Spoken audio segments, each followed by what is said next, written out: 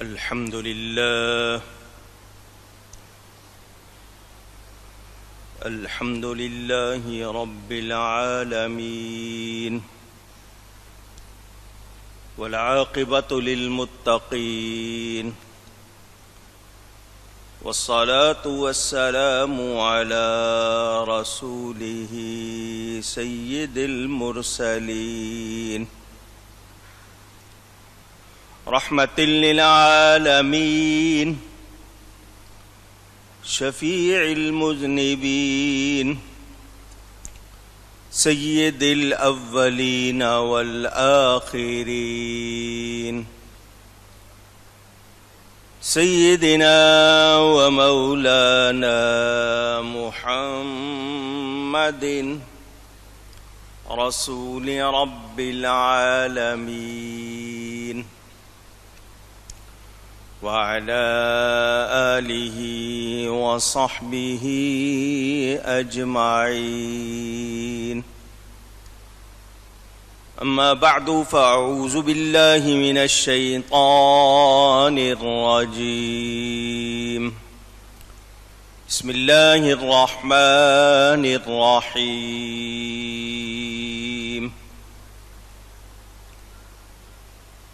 إن هي إلا حياتنا الدنيا نموت ونحيا وما نحن بمبعوثين إن هو إلا رجل افترى على الله كذبا وما نحن له بمؤمنين صدق الله العلي العظيم. محبت کے ساتھ ایک مرتبہ دروشی پڑھ لیجئے. اللہم صلی علی سیدنا و مولانا محمد معدن الجود والکرم وآلہ وصحبہ وبارک وسلم. الصلاة والسلام علیک یا رسول اللہ. الصلاة والسلام علیک یا حبیب اللہ. الصلاة والسلام علیک یا رحمة للعالمین وعلى آلك وأصحابك يا شفيع المذنبين. حمد و صلات کے بعد قرآن کریم کی سورۃ المومنون میں آپ نے حضرت نوح علیہ السلام کے حوالے سے اور ان کی قوم کی باتیں تفسیر کے بیان میں سنی. ان کے بعد حضرت ہود اور حضرت صالح علیہ السلام کی قوم کا ذکر آیا. وہ لوگ جنہوں نے اپنے ہاتھوں سے بنائے ہوئے پتھر یا مٹی کے بت معبود بنا لیے، پتھروں کی عبادت کو عقل مندی سمجھا اور نبیوں کی عبادت میں ناکامی کو اور نہ ماننے کو ترجیح دی.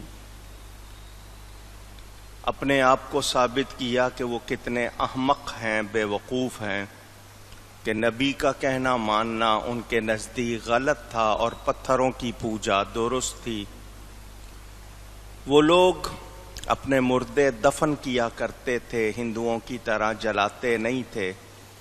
اور انہوں نے کہا یہ نبی جو وعدہ کرتے ہیں قیامت کا وہ ہماری عقل سے بہت دور ہے، ایسا کچھ نہیں ہوگا. جب بھی کوئی مرتا ہے پھر کوئی پیدا ہو جاتا ہے، یہ اسی طرح ہوتا رہتا ہے. یہ جو آخرت کی باتیں ہیں یہ غلط ہیں. وہ روح کو بھی فانی مانتے تھے کہ روح بھی ختم ہو جائے گی، جبکہ روح کو فنا نہیں ہے. کفار اللہ تعالی کو ماننے کا جس طرح دعویٰ کرتے تھے، بالکل دہریے تو نہ تھے مگر نبی کو نہیں مانتے تھے، تو نبی کا نہ ماننا یہ بھی ثابت کرتا ہے کہ جو نبی کو نہیں مانتا وہ اللہ کو نہیں مانتا۔ انہوں نے سب نے یہ نہیں کہا تھا کہ ہم اللہ کو نہیں مانتے، انہوں نے یہی کہا تھا کہ ہم نبی کو نہیں مانتے۔ یہ بشر بن کے کیوں آیا؟ فرشتہ ہونا چاہیے تھا، کھانے پینے سے بے نیاز ہونا چاہیے تھا۔ شیطان نبی کو نہیں مانتا، اس نے نبی کو ماننے کا انکار کیا۔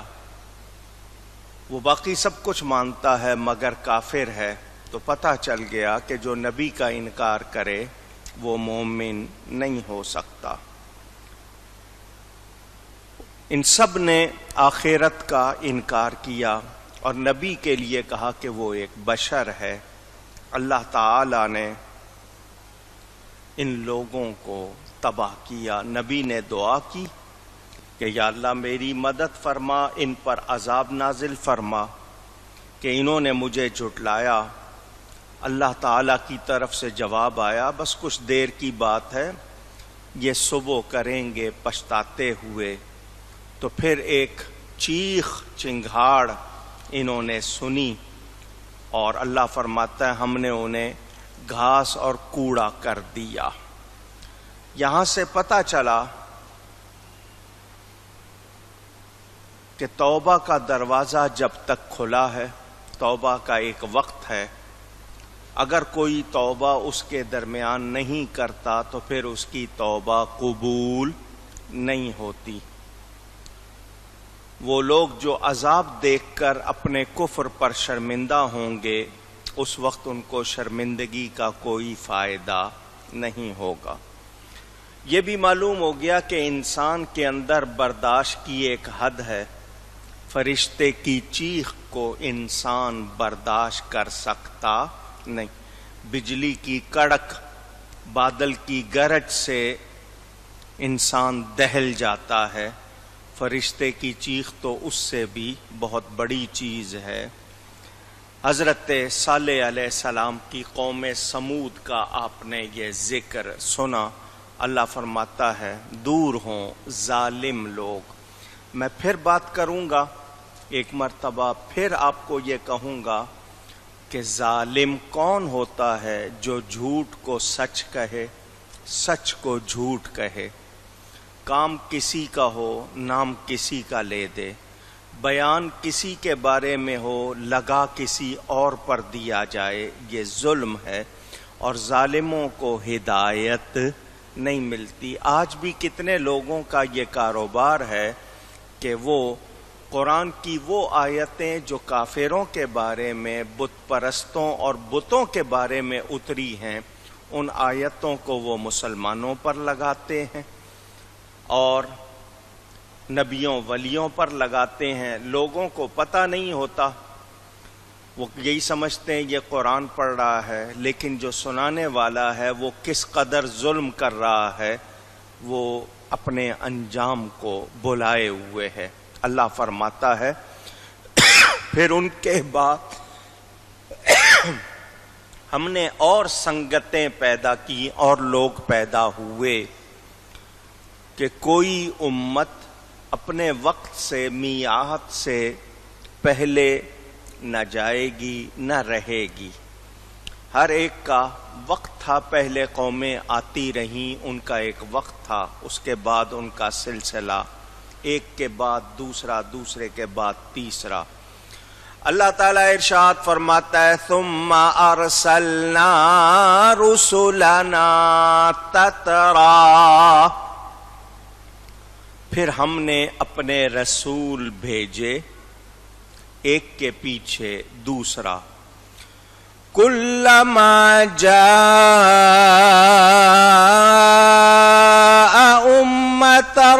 رسولها كذبوه فأتبعنا،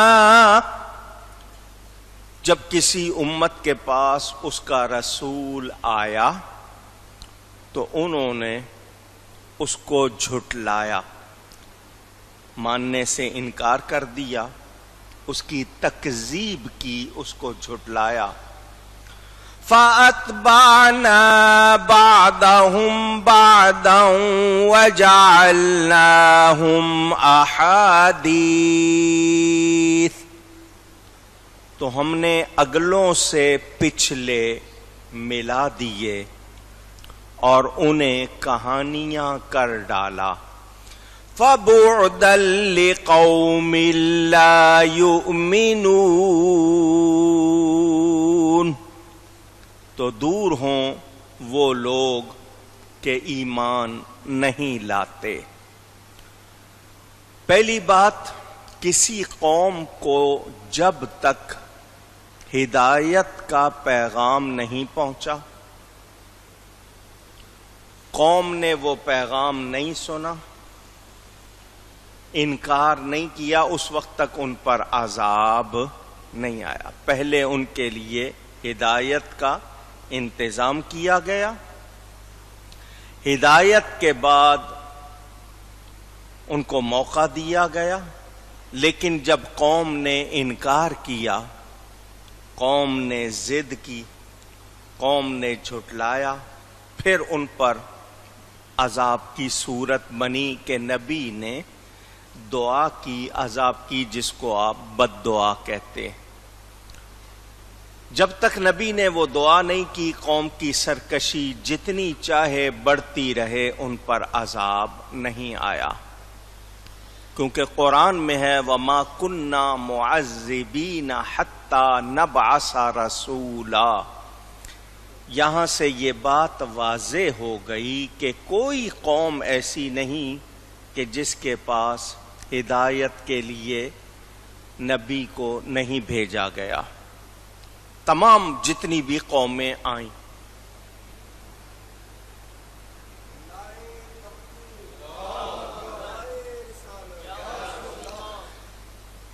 وہ لوگ جو یہ کہتے ہیں کہ ہم مسلمانوں کے گھر میں پیدا ہو گئے، مسلمان ہو گئے، جن کے پاس نبی نہیں آئے، ان کا کیا قصور؟ تو قرآن نے بتا دیا کوئی ایسا نہیں جہاں نبی نہ بھیجا گیا ہو۔